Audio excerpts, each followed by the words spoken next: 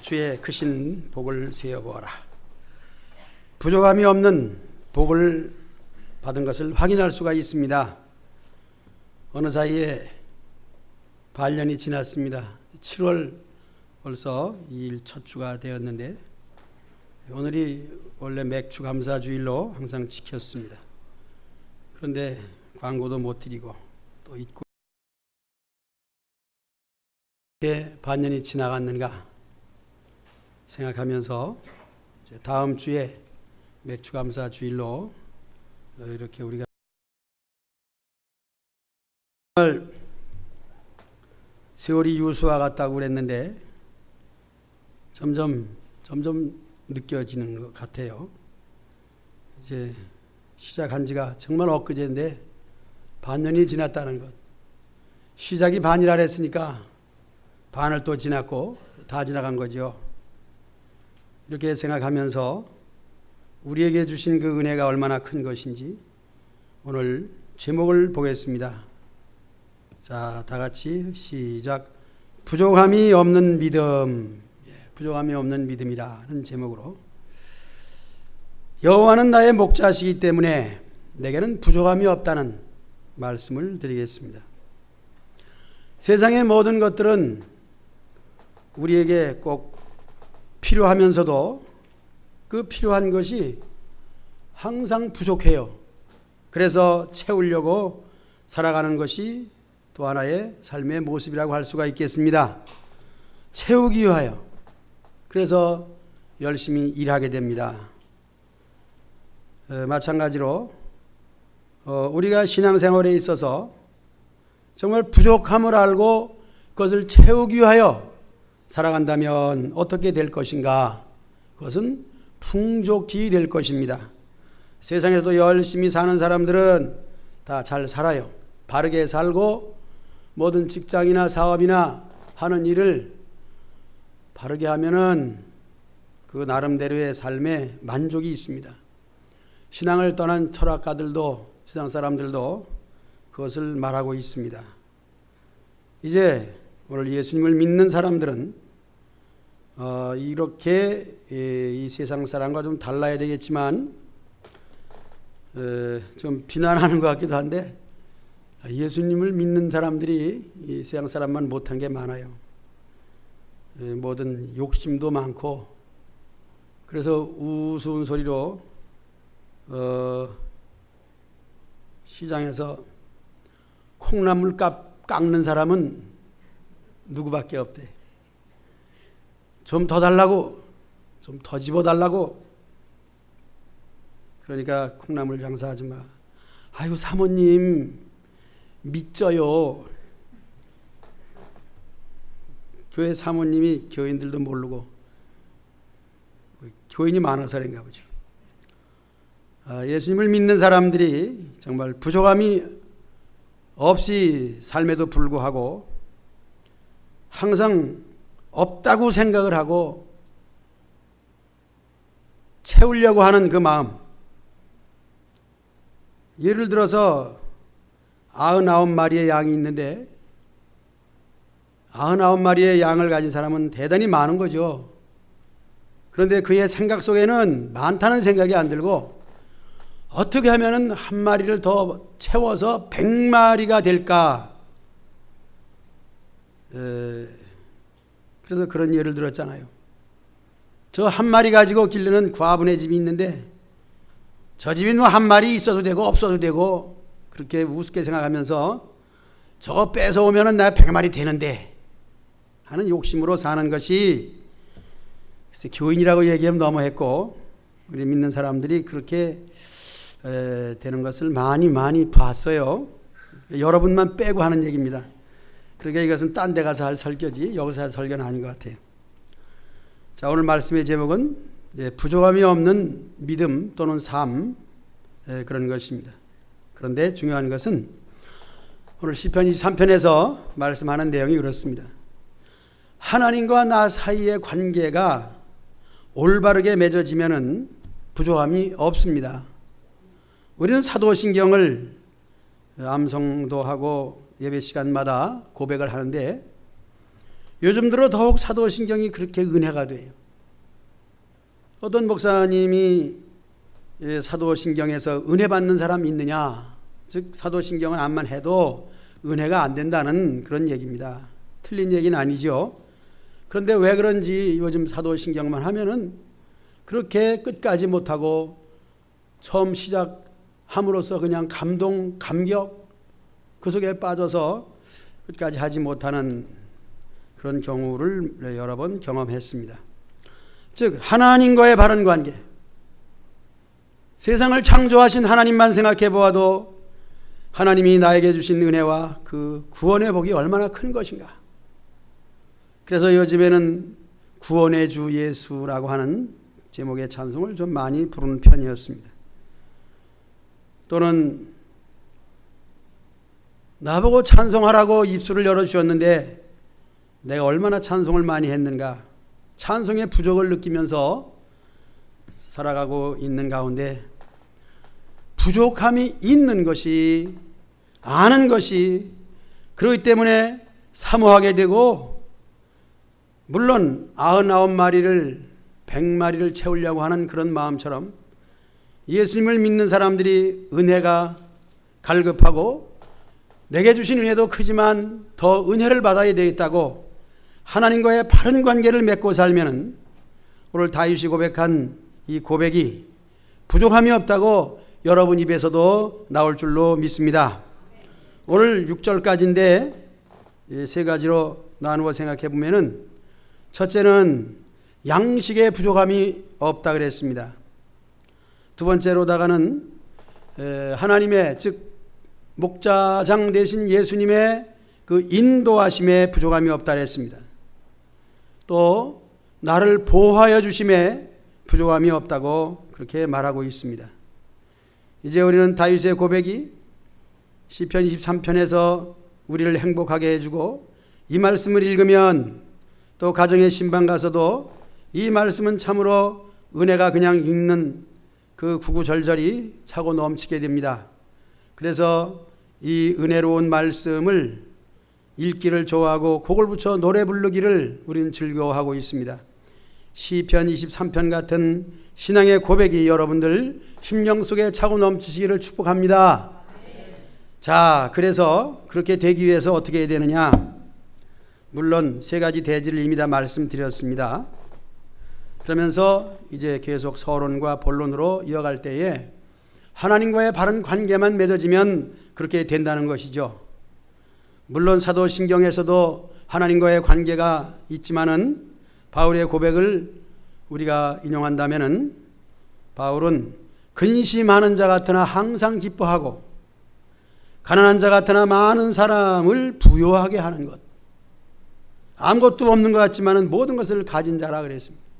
풍부에 처할 줄도 알고 비천에 처할 줄도 알고, 이렇게 살아가면서 얻은 경험이 언제나 하나님과 바른 관계 속에서, 즉 우리가 믿음의 생활을 하면서 시험에 들거나 어려움을 당하면은 참으로 우리가 고난이라고, 이것은 있어서는 아니 될 것이라고 또 애통하게 되고 근심하게 되죠.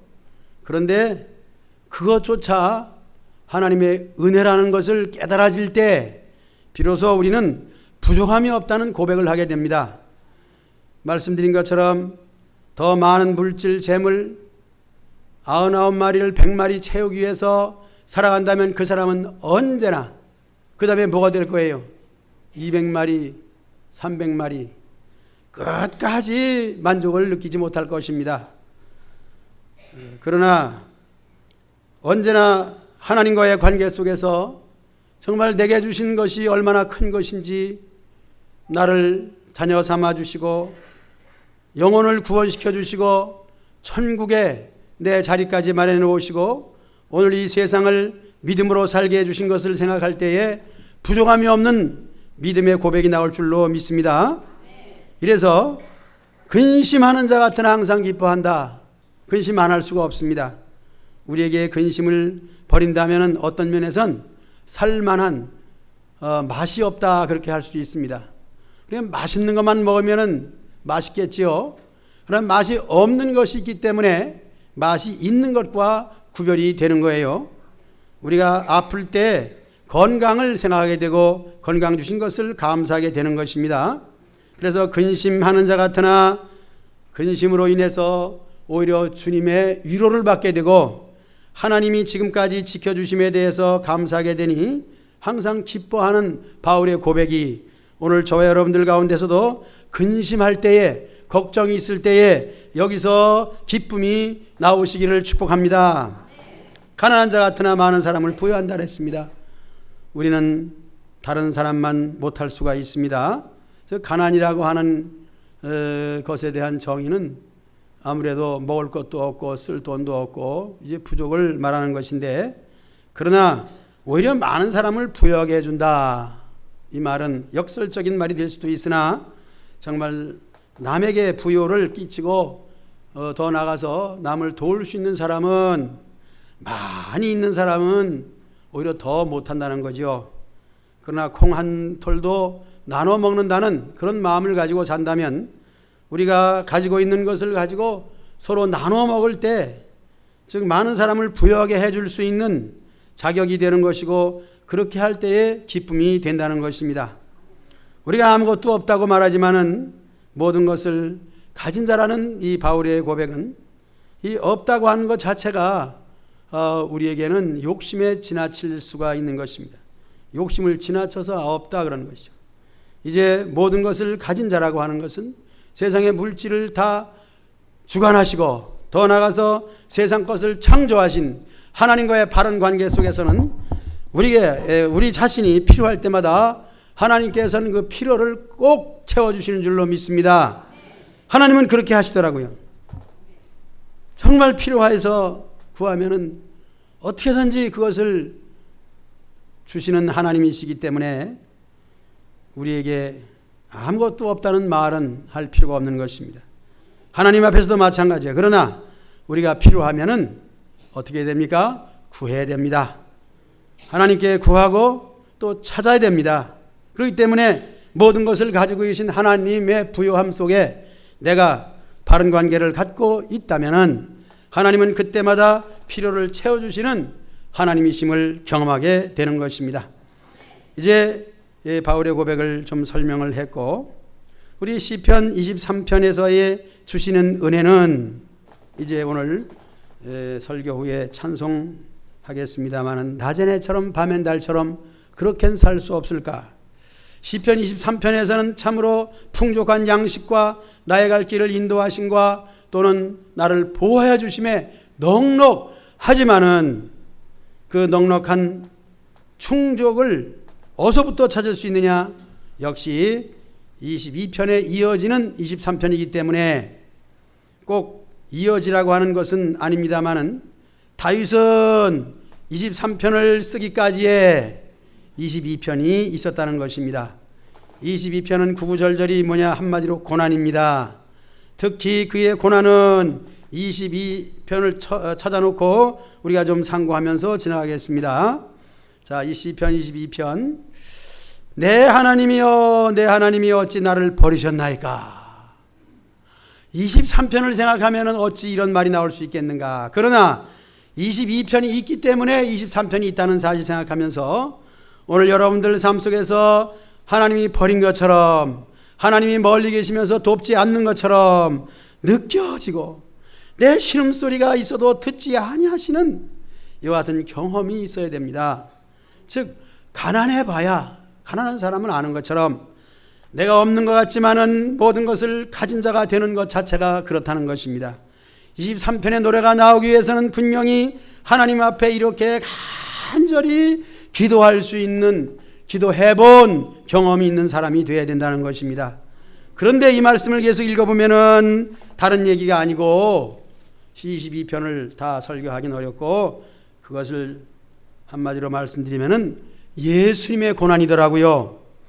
다윗은 예수님의 그림자로 이 세상에 왔습니다. 물론 육신적으로다가 살아가는 모든 삶은 예수님처럼 살진 못했습니다마는 그의 중심은 오직, 그리고 그의 삶의 전체 흐르는 맥은 예수님이 살아온 앞으로 되어질 그 예수님의 구원의 길, 그리고 고난의 길, 고난을 통하여 생명을 주는 그 길을 이렇게 예언하고 있는 것입니다. 그래서 22편 전체에서 예수님이 십자가에서 달리시는 그 장면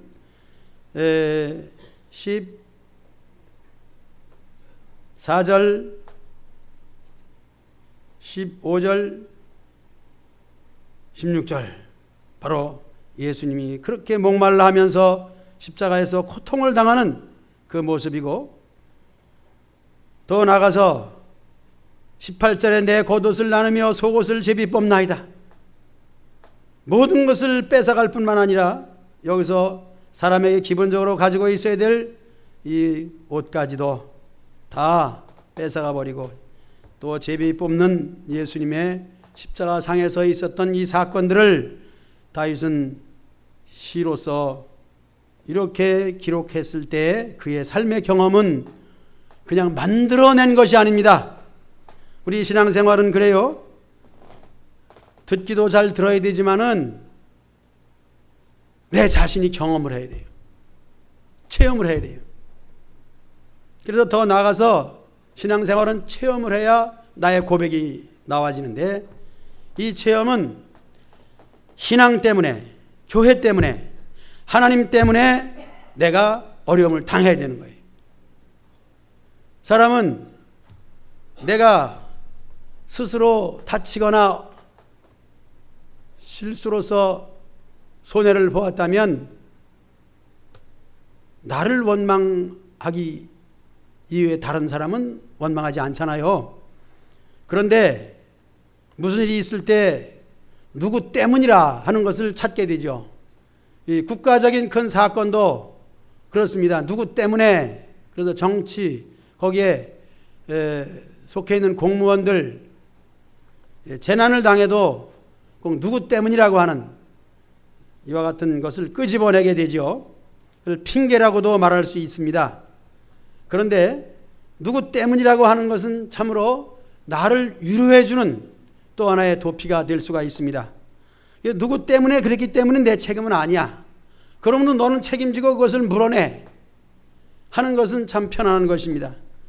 그러나 아무도 책임지지 아니하고 아무도 내가 당한 어려움에 대해서 이유가 없다면은 그건 스스로 혼자 당하니까 얼마나 어렵겠습니까?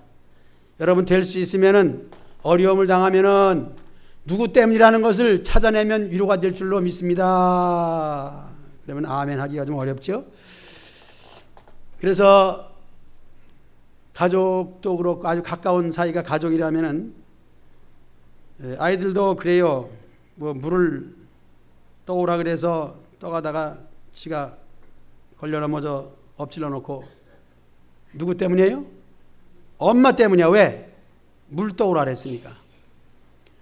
예를 들면 그런 거예요. 우리가 살아가면서 근본적으로 다시 추적해 나가면은 누구 때문이라는 것이 나오게 되어 있으니, 그렇게 되면 물을 엎질른 아이는 엄마에게 핑계할 수 있어서 나는 잘못이 아니라고 하는 위로가 되는 거죠. 이것은 좀 남에게 핑계하는 잘못된 예화가 될 수도 있지만, 그러나 우리가 누구 때문이라고 하는 그 일에 대하여 이제 하나님 때문에, 교회 때문에, 신앙 때문에 어려움을 당한다면 그것이 우리에게 큰 신앙의 도움이 되는 거예요.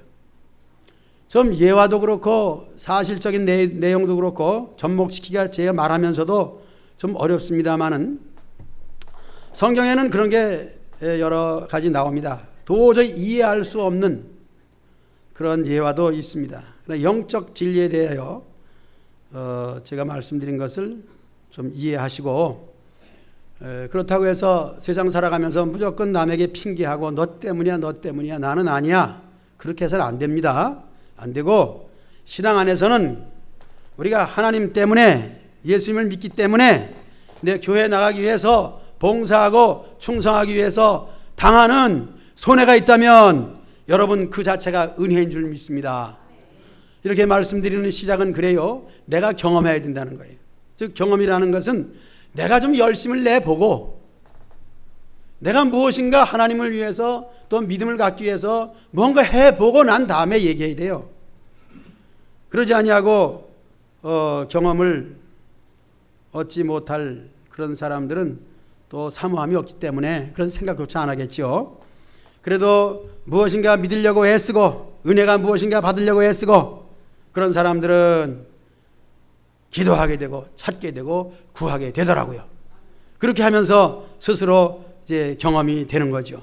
그래서 우리 예수님을 믿는 이 신앙에 대한 그 깊이는 경험을 해야 돼요. 그 경험을 어떻게 하느냐? 세상에서 하는 거예요.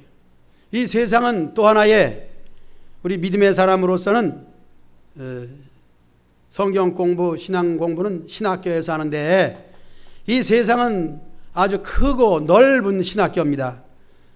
그렇기 때문에 우리가 이 세상 속에서 당하는 것들은 다 좋은 것만 23편에서 말하는 것처럼 푸른 풀밭과 쉴만한 물가에서 얻어지는 것이 아니라 삭막한 광야에서 모래밭에서 물이 없는 곳에서 참으로 헤매이는 갈증을 느끼는 가운데 살아온 경험에 의해서 드디어 시편 23편의 고백이 나온다는 것을 말씀드리고자 하는 것입니다.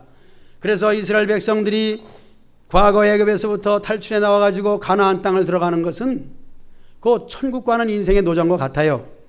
애굽에서 나온다, 죄악의 도상에서 나와서 하나님의 의로운 삶의 길을 따라서 가는 그 40년의 생활이 천국 가는 노정이고 드디어는 가나안 땅에 들어갔다 천국 가는 것인데 이스라엘 백성들이 걸어온 40년은 모두 다 고난의 여정이었습니다.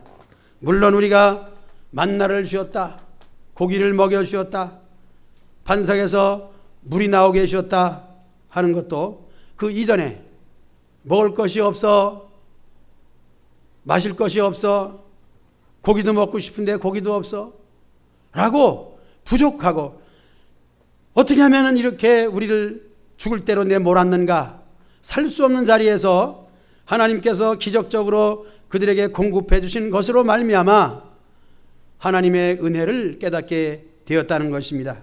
그래서 이 경험을 통하여 시편 23편이 나오게 된 것입니다.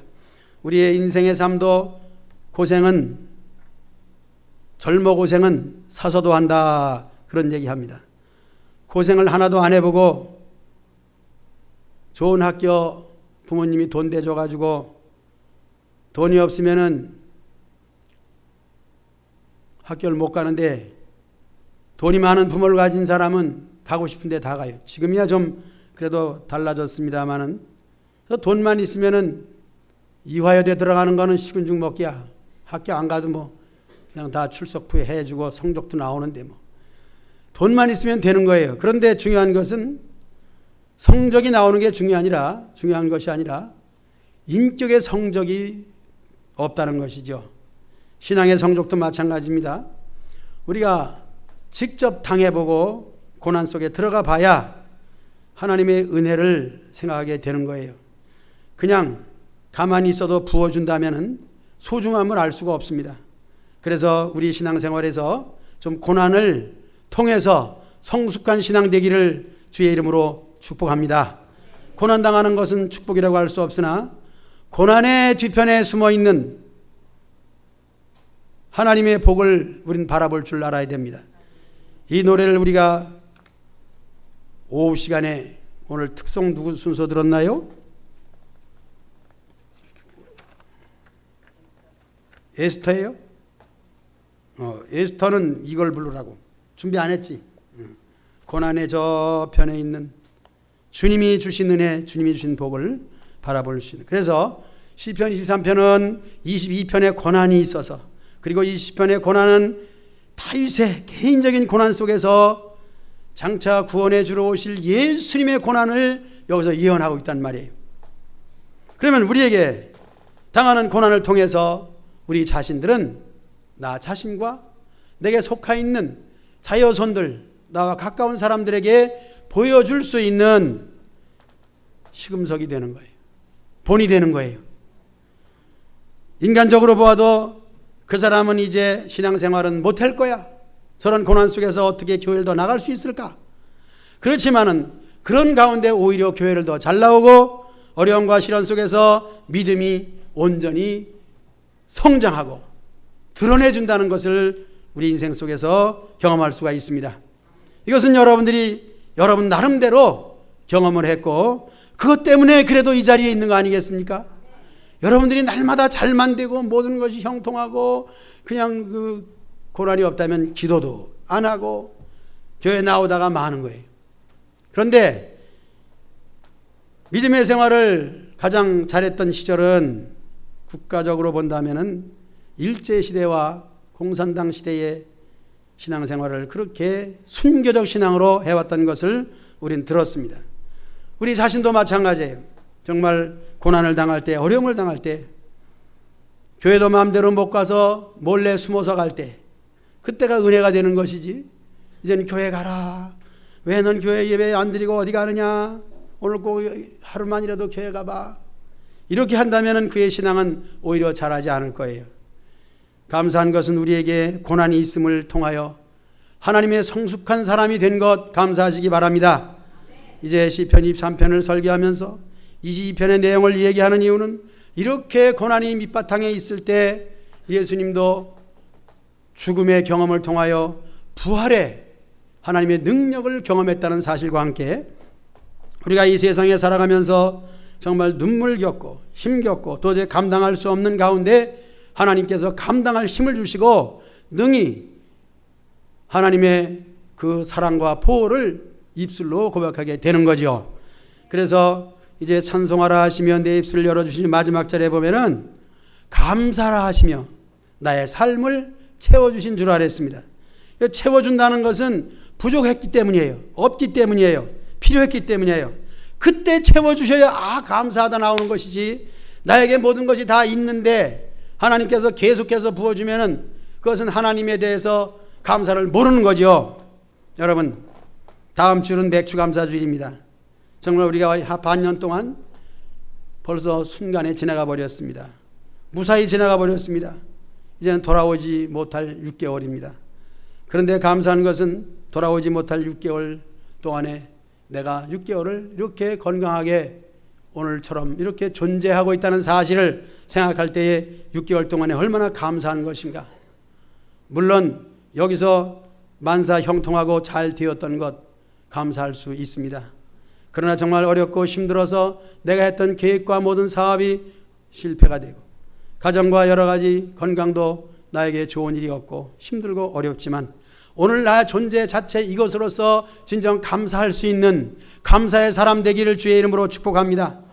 나의 현재로서 하나밖에 없지만은 저 99개 가진 것을 부러워하지 아니하고 한 개로 족할 수 있는 내가 가지고 있는 것 이것으로 족할 수 있는 내가 정말 부족하지만 건강도 약하지만은 물질도 세상의 모든 것들도 나에게는 사람들이 비교하면은 적지만은 작지만 없지만은 조그맣지만은 그러나 하나님이 내게 주신 은혜가 얼마나 큰 것인가 생각하면서 다음 주일 감사주일에 여러분들의 감사의 마음이 풍성하시기를 주의 이름으로 축복합니다. 이제 우리는 하나님께서 우리에게 주신 이 복에 대해서 이제 양식에 대해서 인도하심에 대해서 보호하심에 대해서 전체적인 말씀을 이미 드렸습니다. 특히 하나님을 목자로 모시고 살 때에 우리는 그분의 양이 되는 거죠. 주는 나를 기르시는 목자 나는 그의 어린 양. 그렇기 때문에 그는 행복합니다. 부요함이 없다는 것입니다. 오직 예수님을 나의 목자로 섬길 때에 이 노래가 나오는 거예요. 예수님이 나의 목자도 아니면서 저 푸른 초원 위에 그림 같은 집을 짓고가 2절인데 그렇게 되기 위해서는 어떻게 돼요? 정말 예수님이 나의 목자가 되어야 되는 거예요. 그분이 펼쳐놓은 목장에서 풀을 뜯고 그분이 마련해놓으신 물을 마시기 위해서는 그분의 양이 되어야 되는 거예요. 그분이 만들어놓은 목장에 누가 들어가겠습니까? 허락 없이 들어가면은 도둑질하는 일이가 되는 거예요. 그러므로 예수님이 펼쳐놓으신 목장, 예수님이 지어놓으신 아름다운 새 집에 들어가기 위해서 그분의 양이 되시기를 축복합니다. 이렇게 예수님은 나의 목자요 나는 그의 양으로서 우리가 예수님의 관계가 분명해야 됩니다. 예수님이 나의 목자도 아님에도 불구하고 이렇게 좋은 것만 바라볼 때 좋은 것은 내 것이 아니에요. 준다고 할지라도 감사할 줄 모르기 때문이에요. 힘들고 어려울 때 주님을 찾으시기 바랍니다. 기도하시기 바랍니다. 의지하시기 바랍니다. 간절히 의지할 때에 비로소 주신 것이 참으로 감사하고 좋은 거예요. 사모할 때에 받는 것이 좋은 거예요. 물론 저는 이제 예화가 또 될지는 모르는데 은혜에 대해서 생각해 봤습니다. 어떤 사람이 그래요. 만나기만 하면 그래도 나한테는 교회와 관계되는 얘기를 하는 거 보면은 그래도 내 앞에서는 교회 얘기, 예수님을 믿는 데에서 좀 하고 싶은 말이 있는 것 같아요. 여러 가지로 얘기한 적이 있었는데 한 번은 우리 아들이 교회 나갔는데 실망을 했대요. 선물을 못 받았다는 거예요. 그래서 그 다음에는 아니 나 교회 안 갈래. 이제 그 아버지 하는 소리가 그저긴 그래요. 교회를 그래도 꽤 열심히 나간답시고 나갔는데 부흥회 때가 돼가지고 부흥 강사가 와서 부흥회를 하는데 성도들이 은혜를 받고 기뻐서 찬송을 하고 방언을 하고 그냥 회개를 하면서 울고 통곡을 하기도 하고 그런 역사가 있었대요. 그래서 그때부터 안 나갔다는 거예요. 왜냐하면 그런 은혜를 경험하지 못했으니까. 방언을 경험하지 못한 사람은 방언을 하는 것이 이상한 소리 같고 또 회개하고 눈물 흘려 통에 자복하면은 미친 사람 같고 박수치면서 찬송하고 하면은 역시 그것도 마음에 들지 않고 뭐 교회가 좀 그렇게 그들이 생각하는 것처럼 조용하게 좀 거룩하게 뭐 거룩 소리도 모르지만은 이제 그래야 되는데 그랬다는 거죠. 그래서 부흥회 때부터 교회를 이제 안 나가기 시작한 거래요. 그래서 70세가 넘어서까지 지금까지 교회를 안 나가는데 평생 동안 교회를 비난하고 살은 거예요. 이 말은 무슨 말이냐? 정말 교회에서 하는 것은 적어도 찬송과 기도와 감사와 예배 생활인데 거기에서 내가 실제적으로 경험하지 아니하면 비난할 수밖에 없습니다. 그래서 우리가 기도해서 참으로 성령의 은사를 받아야 되는 이유는 우리 신앙생활은 성령으로 하는 거예요.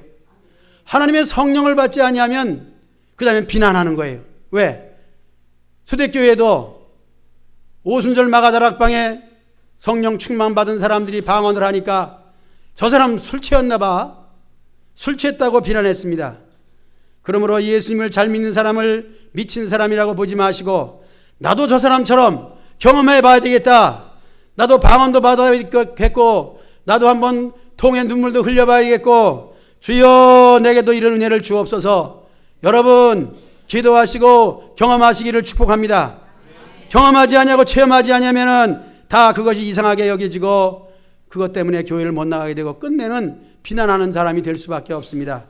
그렇기 때문에 성령 회방죄는 영원히 사하심을 받지 못합니다. 이 말씀은 오늘 23편을 통해서 받은 이 아름다운 행복의 노래가 예수님의 고난의 십자가를 떠나서는 이런 행복한 노래를 부를 수 없다는 것입니다.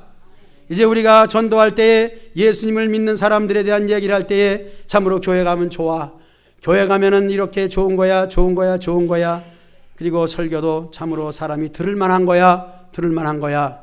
그렇게 하다가 십자가 얘기가 나오고 고난 얘기가 나오고 이렇게 나오게 되면은 이것이 완전히 달라지는 거예요. 그럼 교회에 대한 진수는 무엇이냐 하면 십자가예요. 십자가는 고난이에요. 나를 위하여 죽으신 예수님이에요. 그러나 나를 위하여 죽으신 예수님에 대한 것은 세상 사람들에게는 이해도 안 되고 은혜도 안 돼요.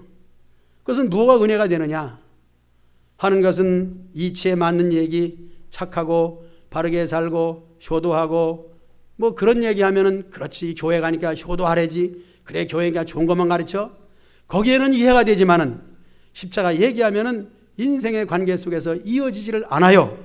오늘 예수님을 믿는 것은 예수님이 진 십자가를 믿는 줄로 믿습니다. 예수의 십자가는 고난이에요. 그러므로 여러분들 고난이 올 때에 우리 주님을 생각하면서 기도하시기 바랍니다. 그래서 고난 속에서 시편 23편의 고백이 나올 수 있도록 여러분들의 삶 속에 항상 기도가 끊임없이 주님 앞에 은혜를 사모한 마음으로 달려나가시기를 주님의 이름으로 축복합니다. 오늘 찬송하고 싶은 것은 낮은 해처럼인데 역시 예수님 다음으로 믿음이 좋은 사람이라 그러면은 바울이겠죠. 이제 바울이나 예수님이나 어떻게 됐습니까? 우리 노래 부르면서 여러분들이 부요함이라는 것은 많은 것을 가지고 있어서가 아니라 정말 이렇게 이 가사 내용처럼 우리가 살아가고 그것이 나의 고백이 되고 그렇게 될 때에 어떻게 돼요?